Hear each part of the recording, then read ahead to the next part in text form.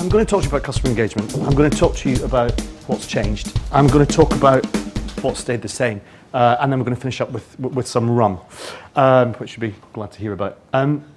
The latest KPCB report's just come out about 10 days ago. And in it, Mary Meeker talks very eloquently about how technology isn't just changing what we do and how we do it. It's actually allowing us to reimagine very fundamental things about how we interact with each other. She talks simply about how news is no longer mediated by the third estate, but is created, consumed and had an opinion on by real people. She talks about how markets are no longer physical spaces, but virtual ones. And what we're starting to observe as a result of that is that business models are emerging to take advantage of people's new willingness to share with each other. For example, One Fine Stay, very interesting model that allows you to turn your house into a service department when you're away and charge people to come and live in it. And if anyone wants to stay in a particularly fine townhouse in Chelsea, go and have a look at the thing and I'll show you which buttons to press during the Olympics. So what does that mean? Well, the world certainly doesn't need another chart that says the consumer is now in control. That's a given for us now. But what it does mean is that everything is being democratized. The way people create content, consume it, trade with each other and influence each other means that, quite simply, it's harder work to be a consumer, which is what led Google to their thinking about Zmot. Now, I'm not going to dwell on this. I'm going to take it that we all know what this is, that it's all about the importance of search, and if Google is to be believed, up to 70% of purchase decisions are taken in the Zmot, in the zero moment of truth, where people search for and find information. Now, if that was the case, all we'd have to do is optimize our paid search approach and then go home. I think it's not really that simple. For example, if you go and look for TripAdvisor on the web, I did this yesterday, you won't just find out where to find TripAdvisor. You'll find that it's been rated as 4.5 out of 5 by some of its sellers. You'll find that 170 people have +1'd it on Google+, which might give you an opinion about Google+ rather than TripAdvisor. But nevertheless, what's happening as people Twitter, Facebook, use Instagram, and all sorts of social networks, is that they're leaving us a very handy trail of data to follow. It's interesting to know, for example, that Creature Dan from my Twitter feed is here tonight, I think. Yes, there you are. We've never met before, by the way. And now, instead of simple stimulus, transaction and trial points to purchase, we're now seeing something this complicated. Right, there's going to be a quiz now. Did you consume all that? Understand it? Let's break it down. This is the world in which some of us started working in. Really simple broadcast stimulus, driving to transaction, driving to trial, to loyalty or lack of loyalty. Then something happened called the internet, and that made new ways of broadcasting possible to us, like display, made search really important. I was told by my first ever planning director, by the way, that I shouldn't worry about this, that it was a flash in the pan and it would all go away and we could go back to making direct mail packs.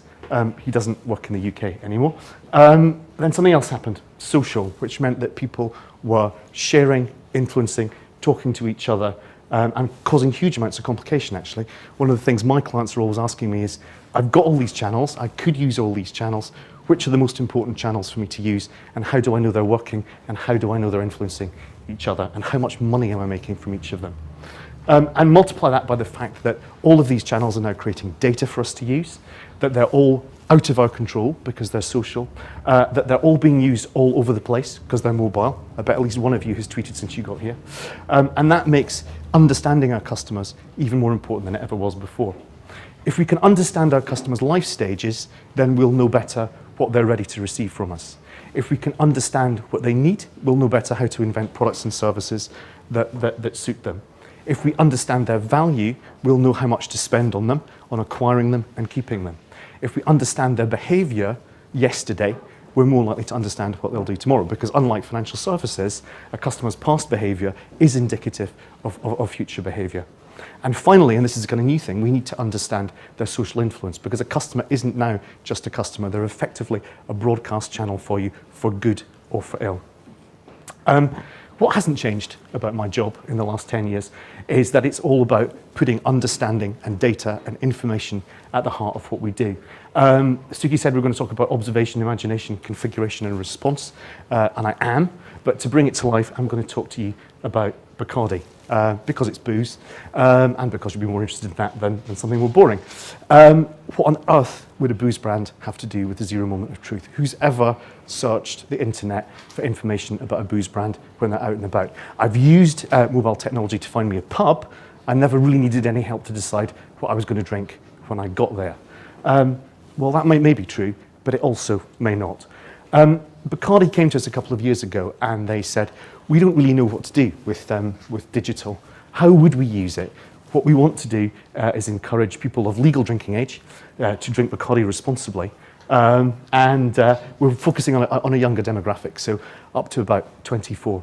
And we really don't get how digital can help us in the on-trade space. So off we went to do some observing, and we found something quite interesting. We found that Bacardi's volumes peak, as you'd expect, on Thursday, Friday, Saturday nights, but something really interesting happens around 10 o'clock. People stop drinking it. Now, we didn't understand that, so we went and we spoke to some real people of legal drinking age to 24, and we found out some quite interesting things. These people, in general, aren't loaded with cash, so they're doing what in the trade is called preloading. When I give this presentation to graduate trainees, they kind of shuffle their feet and look a bit guilty. You, of course, will need reminding of this stage in your lives, where they drink at each other's houses before they go out. They're smashed before they get anywhere, effectively. So we had to take account of that. There's also something else going on with the brands we're competing with, because we're not competing with other rums. We're competing with Smirnoff. The most loyal Bacardi drinker drinks 9 times more Smirnoff than Bacardi, not on the same night. Bailey's, Malibu, and Jack Daniels. So we have to take account of that competitive set. And finally, and this is where we got to understanding why volume drops off about 10 o'clock. What they do is once they've preloaded at home, they make their way to feeder bars before they go to clubs. And at feeder bars, something happens to change their drinking. Anyone any ideas? Rounds kick in, okay? And if you're young and thirsty, rounds are dangerous things because you don't want to be the first person finished your drink, because if the first person finished, you're the next person buying the round. So people don't want to drink shorts. So people stop drinking Bacardi.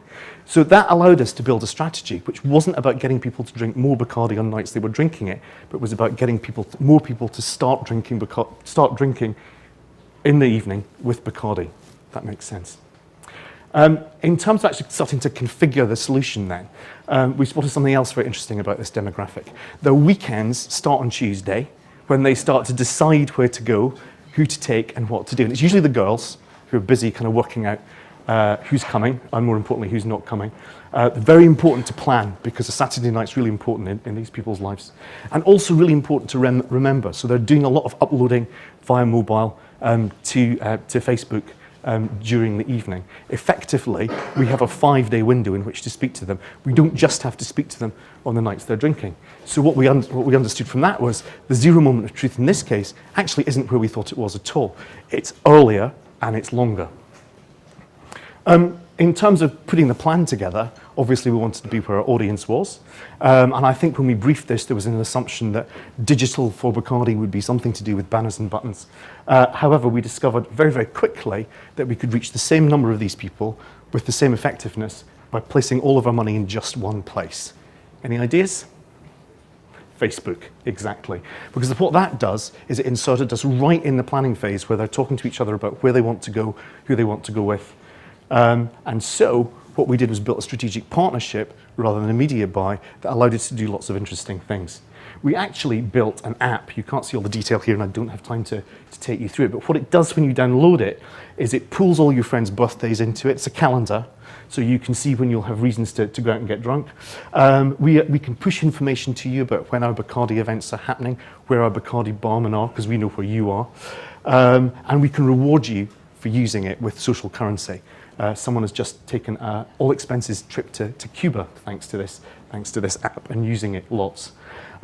The fourth element of this was about response, and it's difficult to respond to anything unless you've got data. So what we did was we used a very, very simple metric.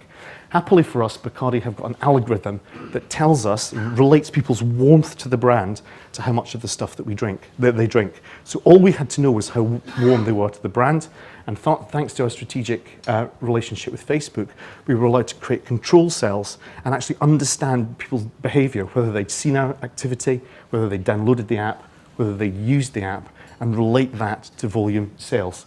And we found quite simply that interaction drives volume. So we're busy iterating this now, taking it into the mobile space so we can help them do exactly what we've helped them do before, but in the bars where they actually are. So that's it, really. I think I've done that in under 15 minutes, which is great. What hasn't changed fundamentally is it's still all about understanding consumers, understanding what the data's telling you, acting on it, collecting more data, and reacting to that. Thank you very much. Thank you, Gavin. I'm going to open it up for some questions in a minute, but first of all, I'm going to ask Giles to talk because we were at the Capitol Ball on Saturday afternoon. I'm not sure how many people were there, but my 14 and 12-year-olds were tweeting and Facebooking the whole way through, and I just wondered, how does this relate to what you're doing at Global Radio? It relates very directly because from our point of view, and I drew a little triangle there while you were speaking, because for us it's a kind of a three-way thing. You've got on air, you've got online, which is effectively the social space for us, and you've got on the ground. So on the ground, you've got 80,000 people at Wembley Stadium with a concert that sells out in 3 days, which of course you're promoting and supporting on air, but what do you do online to engage these audiences? Now you can take advertising campaigns around social media space, but when you've sold out a ball, you don't need to do that. So from our point of view, we created a virtual stadium and gave people the opportunities to win tickets by actually taking seats at the stadium and winning prizes. And then the key element of that was about the point you were making about social engagement with peer groups, because on Capital, we have a very high level of social media engagement, but what's interesting about those audiences is they are also very, very strong at convincing their peer groups. And so from our point of view, everything we build is all about trying to influence peer groups. So tweeting and liking and communicating out to their broader social groups is very important. So that piece of activity got about 800,000 tweets and likes and push-ons as a result of doing it. So we're trying to create that kind of like triangular relationship, but the objective for us is about getting those audiences to broadcast for us and communicate what we're all about to their friends, families, and so forth. And so, there's a lot of connection point with what you've been doing there. Thank you, Giles. Does anyone else have a question that they want particularly to ask, or has any other comments that they wanted to add to this? Simon. Simon's from Fujitsu. Are there any good examples in the market at the moment in B2B or where you've got a much longer sales cycle, where you don't have the immediacy that the sort of case study you've talked through works? In terms of using social?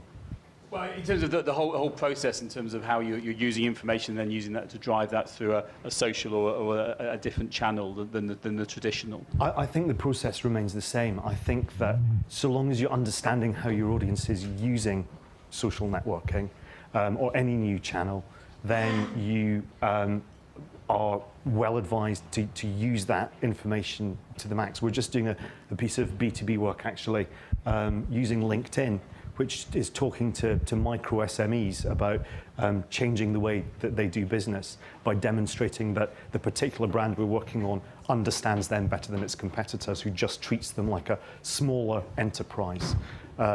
And so the human understanding of how they use LinkedIn and helping them solve their day-to-day problems is what we're focusing on. Thank you. A good example of First, by the way, which is live at the moment, is because the audience are by default smaller, then Philips and LinkedIn are in a better position to manage the content because there's just a smaller volume.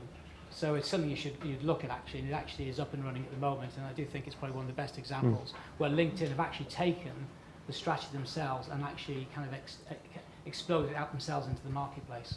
It's probably the best one I could think of. Thank you. But not as prominent as you see on the consumer side, for obvious reasons. Toby, I think you wanted to What is say that? something. Just something you... Oh, Ford, that'll be £10 then, thank you. Yeah.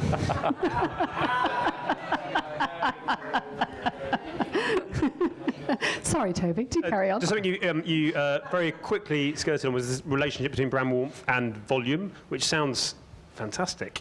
Are you allowed to just talk a little bit more about that? I can talk to you about it in very broad brushstroke. It was we actually had to rootle around the research department in Bacardi brand forming quite hard to find it.